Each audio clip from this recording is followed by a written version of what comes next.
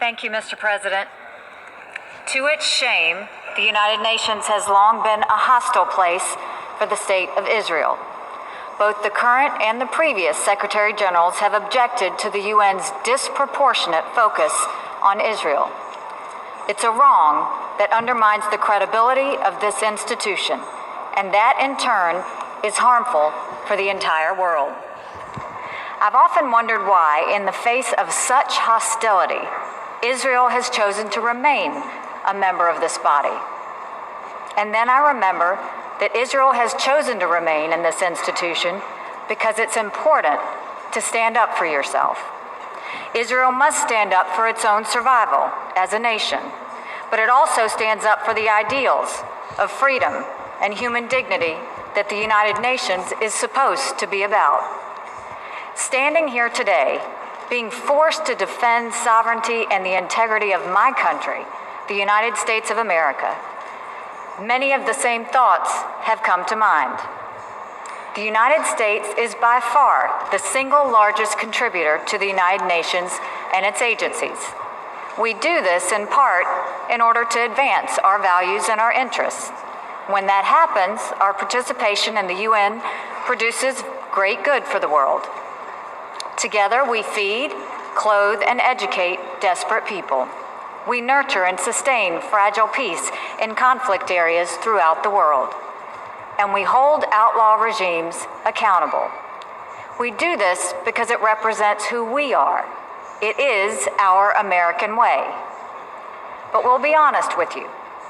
When we make generous contributions to the UN, we also have a legitimate expectation that our goodwill is recognized and respected. When a nation is singled out for attack in this organization, that nation is disrespected. What's more, that nation is asked to pay for the privilege of being disrespected.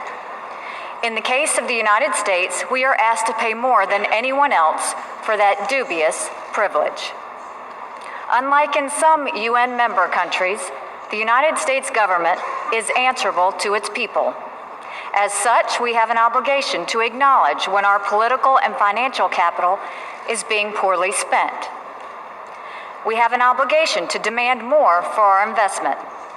And if our investment fails, we have an obligation to spend our resources in more productive ways.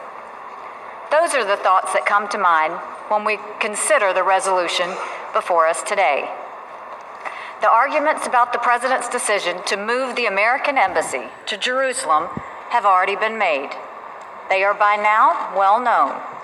The decision was in accordance to U.S. law dating back to 1995, and its position has been repeatedly endorsed by the American people ever since. The decision does not prejudge any final status issues, including Jerusalem's boundaries.